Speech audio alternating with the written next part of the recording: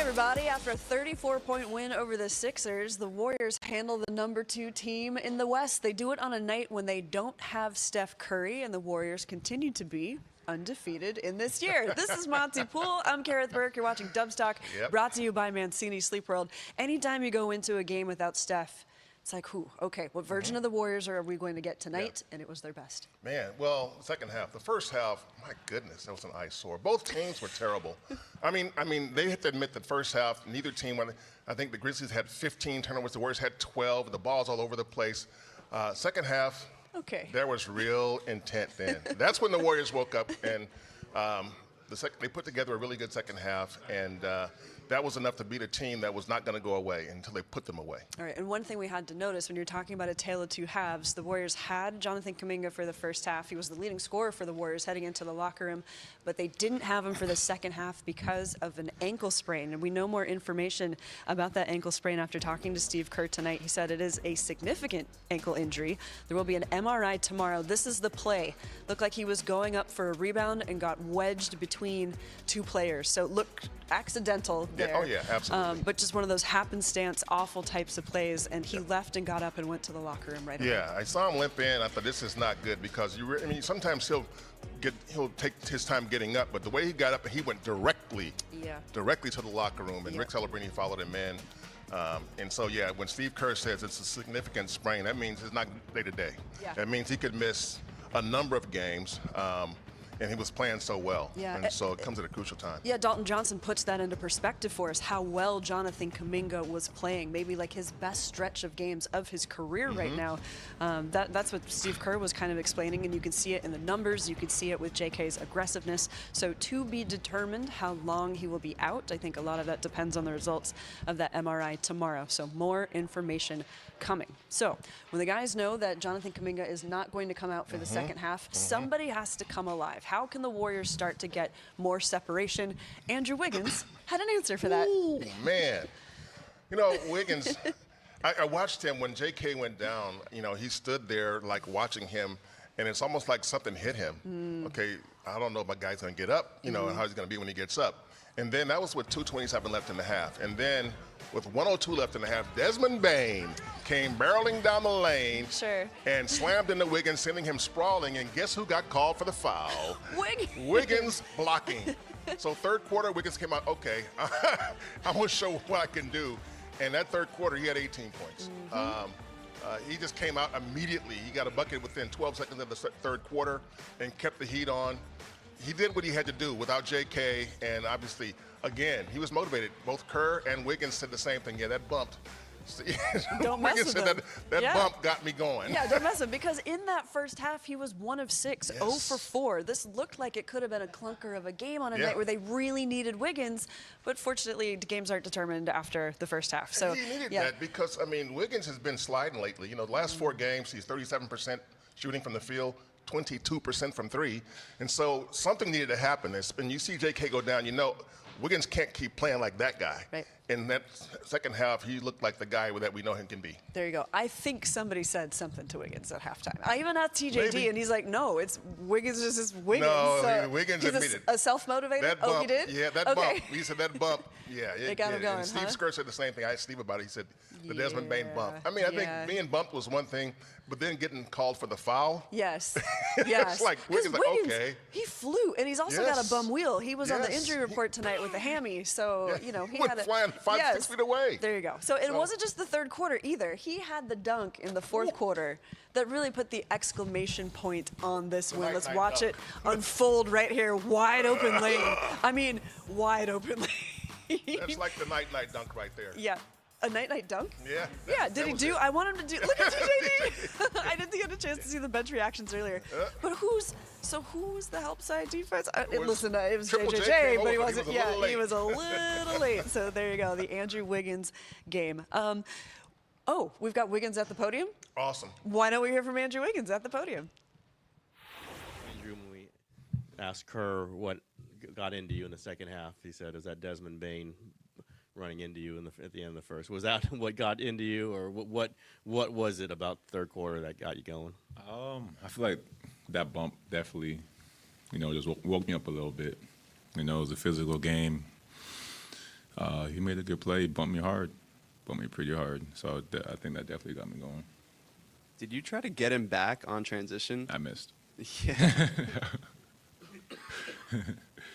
Steve said Kuminga's injury is significant. They'll know more tomorrow, but how do you think this team will respond to losing him for however many games? JK's if he's not playing, he's gonna be missed for sure. You've seen what he's been doing these last few games. He's been killing. He's been hooping both sides of the floor, defensively, offensively. He's been doing his thing. So the whole team has to rise up, do it collectively, and hoop. Andrew, the way you guys shot 3-pointers without Steph tonight and 2 other guards out, I mean, what does that say about this group? And Lindy coming in there and, taking advantage of his shots. Yeah, a lot of guys came in and, were huge today. You said Lindy, Buddy, Kyle came in and, did a great job. So a lot of guys came in and, helped get this W.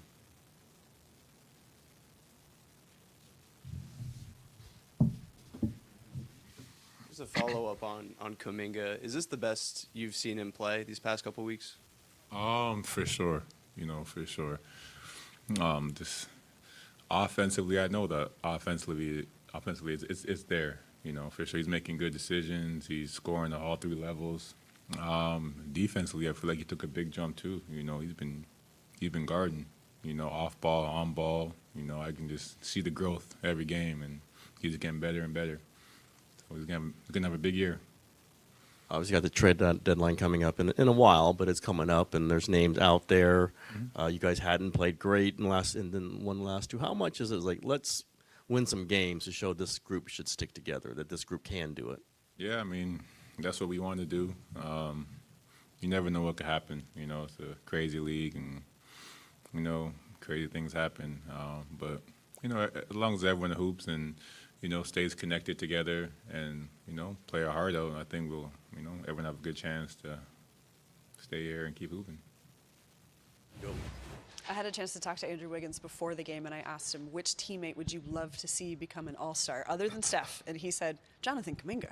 Yeah. A lot of guys are rooting for him. To be determined if that can happen here at Chase Center or in the long and wonderful future Jonathan Kuminga has ahead of him.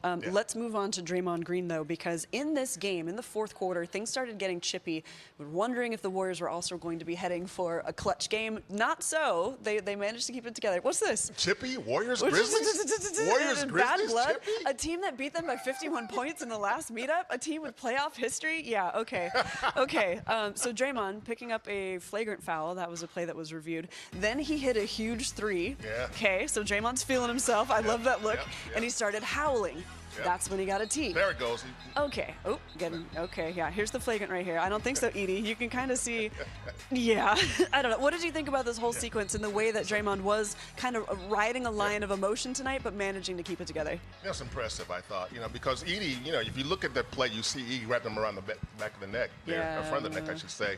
And Draymond, of course, turned around and came back at him. Draymond not going to back down from that guy. And as far as Draymond and Triple J, those 2 guys are boys. They're both Michigan State guys. Yeah. And so, it looked bad, but they hang out. They're good. So don't worry about that. I think the thing is with Draymond, though, is that to see him just skirt the line after last season's debacle, where he missed so many games, suspensions, and all this stuff going on in multiple occasions. To see him navigate this season at a much more determined level to stay with the team. He knows how badly he was missed last season, and I think part of him feels like he's one of the reasons why they didn't play as well as they did over the course of the season. And I understand that, because if he was there, when he's there, they're a better team. And to watch him, for him to watch them lose games when he can't even be on the court with them, had to hurt. Yeah, a product of his own actions there. And knowing that Steph wasn't in this game, what do you think was on Draymond's shoulders tonight? Just making sure the guys stayed together. Draymond is really good at connecting guys on the court and in real time, especially on defense. But on offense, I think he was almost like a co-contributor with Dennis Schroder in terms of just making sure things stayed semi-organized after that first half when neither team seemed to know what it was supposed to do. Yeah. You know? Yeah. So second half, though, you saw a much more organized Warriors team.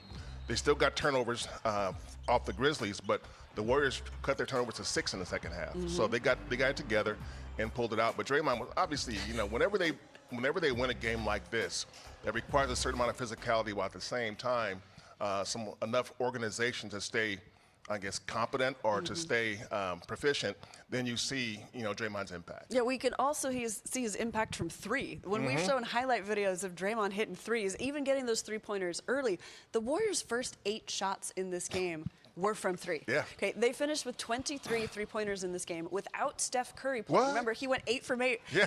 against No, the Sixers. Steph, he got 23 but threes? no, so 23 three-pointers, 44 field goal makes. I mean, So they most had of more than threes than half. twos. There you go. That was the kind of game it Wow. was tonight. Like, okay, sure, Warriors.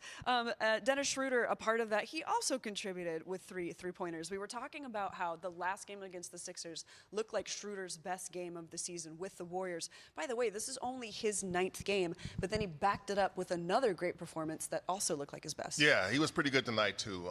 Again, he's so good at organizing things. And you know, I know Steve Kerr said, you know, while Dennis was struggling with his shot, and boy, was he struggling the first 7 games. And then he makes 3 threes 2 nights ago in the first quarter. And it seemed to lift something off of a burden off of him. Yeah. I think the entire team got a lift out of that because they know he's been struggling. And he admitted after the game that it's been tough, you know, being away from his family and just these things. And so to see him kind of come around and become the player that they acquired, the two-way player, you know, for his defense has been pretty good most of the time anyway. But 2 games ago, he came together with offense and defense, and tonight he did the same thing. Yeah, 17 points for Schroder, but also 9 assists. So understanding how he wants to help his teammates, understanding how he wants to be a flow of the offense as the pictures start to form for Schroder here as a member of the Golden State Warriors. All right, the great thing about Dubs Talk is that we have a lot of dubs to talk about. For once, it's been a while. It's been a while. So when we come back, let's check in with Buddy Hield. We need to do a snapshot of what his past couple games have looked like and how tonight was more of a feel-good story with Buddy Hield in the starting lineup. Also, Lindy Waters. He's going to get some love, too. Dubs Talk Live is presented by Mancini's Sleep World. At Mancini's Sleep World, every mattress is backed by our Rest Easy promise of a 365-day comfort guarantee with the lowest prices and free next-day delivery. Visit sleepworld.com.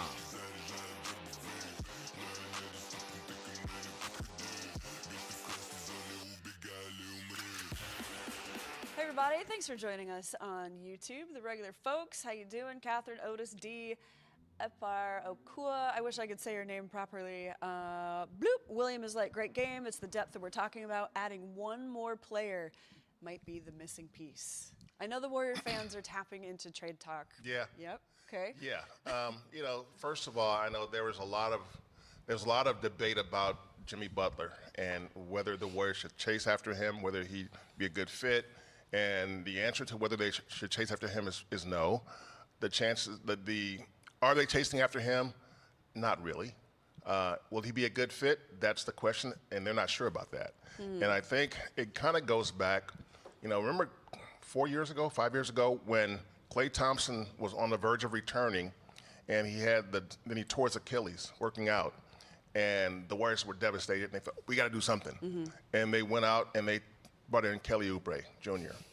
And Kelly, with his salary and the luxury tax penalty they had to pay to bring him in, was like $80-something million for that year. And they got nothing And back yeah, they were 39 and 33. They bounced out of the first play-in tournament. And the lesson they learned from that is that when you don't have true consensus in the front office, and they didn't. Okay. With Oubre, there were some people saying, "No, I don't think Oubre's the right move," but they felt they had to do something, and they did that. So that was a desperation move. Didn't work out, and I don't think they'll be desperate now because if they were to go after Jimmy Butler, that would feel like a desperation move. Okay. 35 years old, missing almost a third of his games the last couple of years. But with the Heat. playoff Jimmy is incredible. If he's there. Yeah. Okay. If he's there.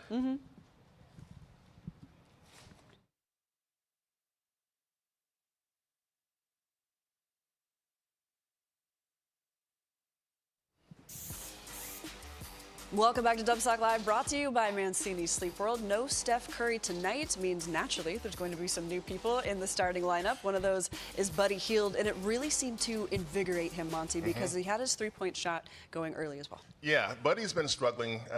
When he made a three last game, he was like, wow, yeah. Oh, he looked up to the sky. Yeah. He was 1 of 4 from 3 in the last game, but he felt that one bucket. He needed that. The previous 2 games, he had missed, I think, like at least 7 threes in a row. Yeah. And so, 7 in the whole, all threes, you know. So to go 1 of 15, to make 1 is like, okay.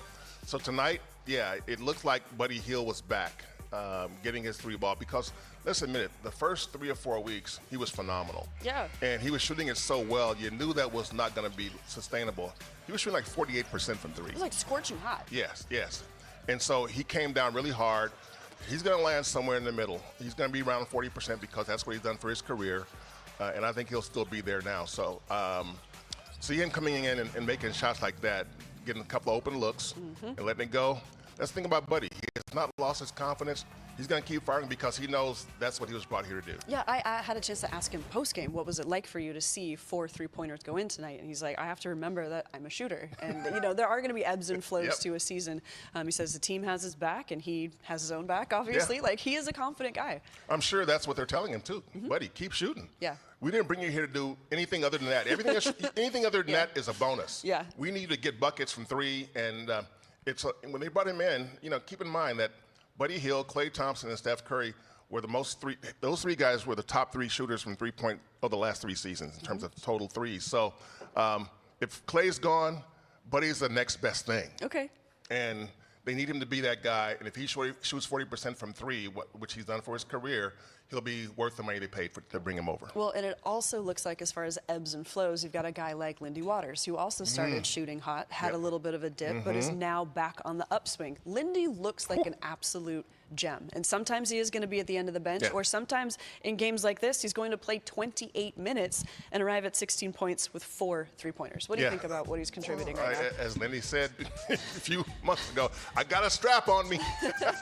I mean, look. I feel like I come out of bed and I can shoot. And tonight it was an example of that, That's a smart move right there. Just cut to the hoop. Draymond has the ball. If Draymond has the ball, cut.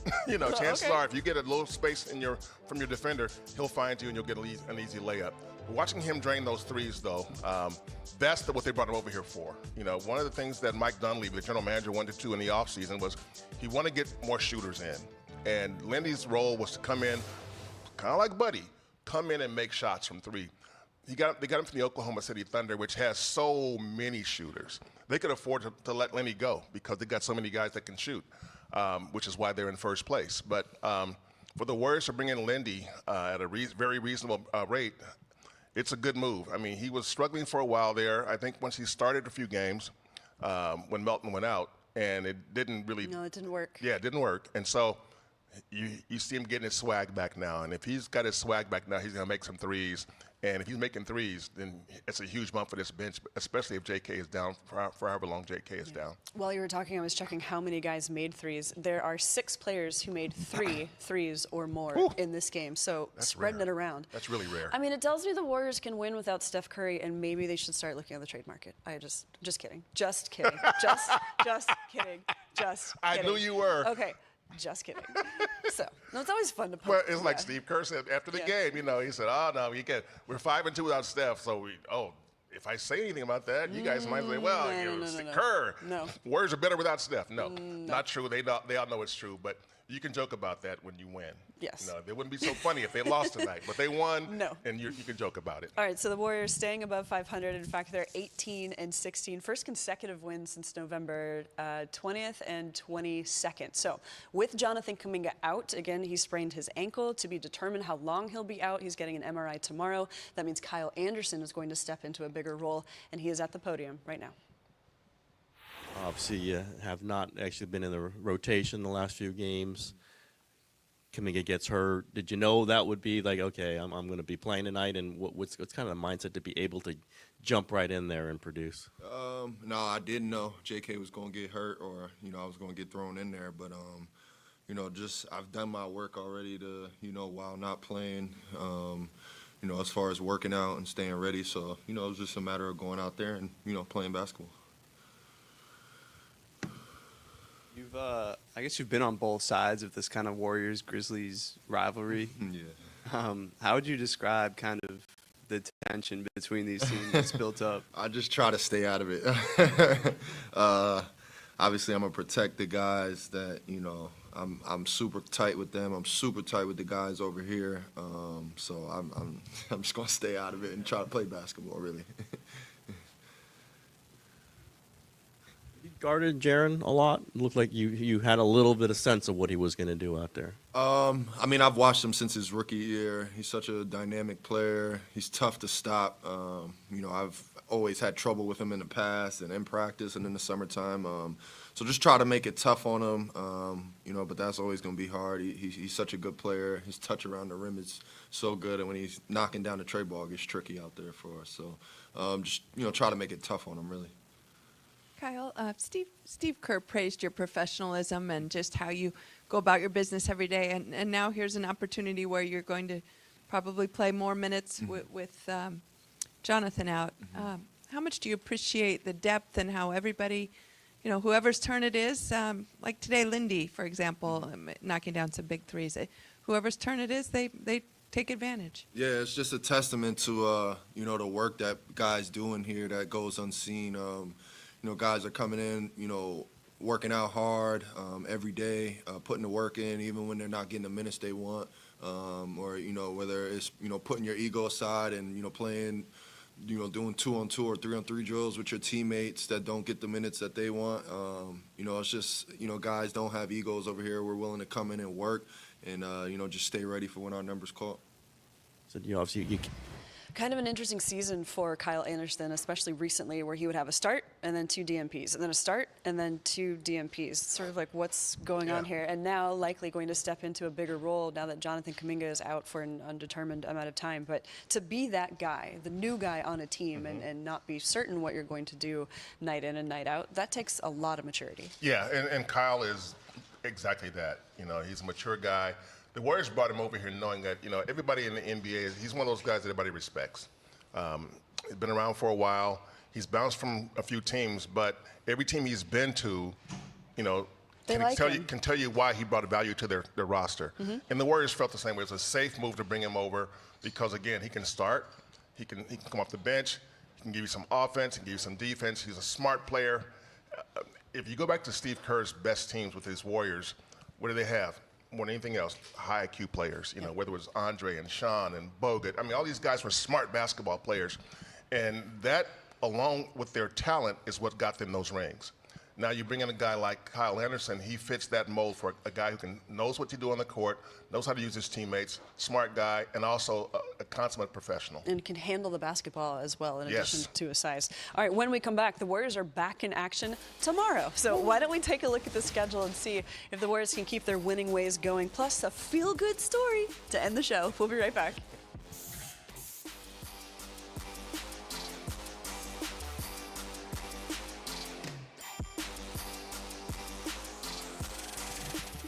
Mario's cracking me up in the chat. He's like, great win. I can't stand the Grizzlies. Bunch of busters. Busters. I haven't heard that in a couple of years. Busters. That's a nice word. We should let Draymond know that word. I'm sure he's got some words. He's got some words for the Grizzlies. William is saying that Lindy reminds him of Juan Toscano Anderson a little bit. That's interesting. Yeah. He can shoot better than Juan. Juan's a little bit more rugged, a little bigger, and Juan likes to mix it up inside a little bit. But as a pure three-point shooter, Lindy is much better than Juan. I mean, Juan's game is more rounded than that, but Lindy, he's a sniper.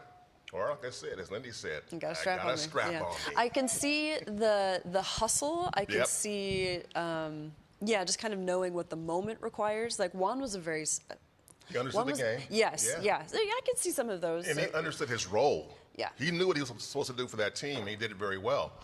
And Lindy's same way in that regard, for sure. Yeah. I mean, he knows what his role is in this team, and he's doing it well. So, especially right now, man, he's really doing well. Busta. Thanks for the crack up. Did he use B-U-S-T-A? No, he said busters. Oh, okay. Yeah, but yep. Use the B-U-S-T-A. Ooh, Busta. Bustas. Okay, we talked about Draymond, Wiggins, Buddy, Schroder, Lindy, JK. Oh, the GP2 injury update. Oh, hi, Raymond. Hi, Raymond. How long have you been here? Like 5 seconds. Oh, okay. Do you want to come in? Awesome. Do you have okay. Yeah, all right. But are you following your New Year's resolution? Which is? More water? More water. Okay. Two bottles already today. That's great. Okay, that's a good start. Yep. We don't have a bathroom in here. I found out the hard way.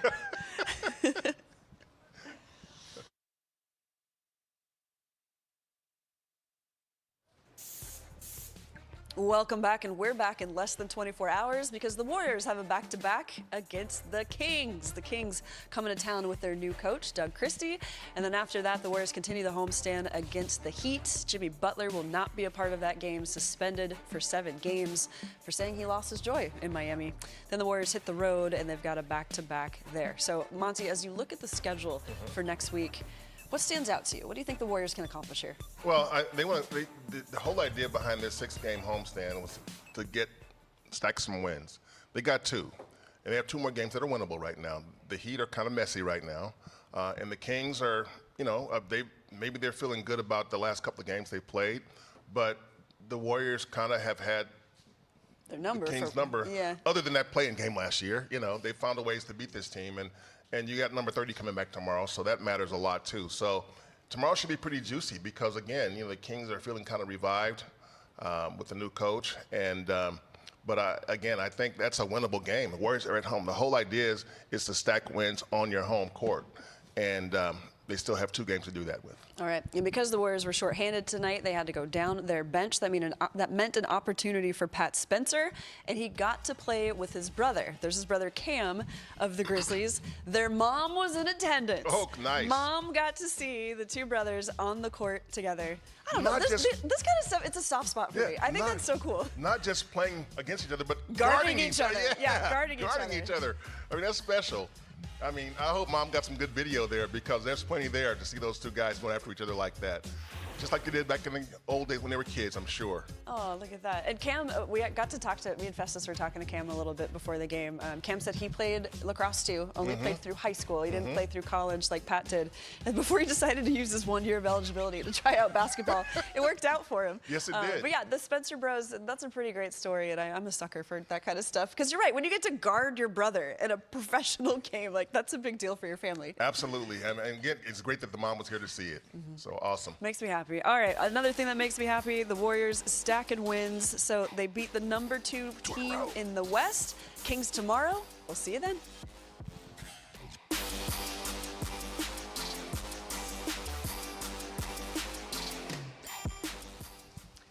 Thank you, everybody. We see your comments tonight. Nice and lively in here. Plenty of capital letters. It's so much nicer when they win, huh? Yes, It's so much nicer when they win. We didn't get to the injury update for GP2 in the show. So we had a left calf strain on Christmas. The update today is that he's going to resume the on-the-court work. That's individual work, and then he'll be reevaluated next week.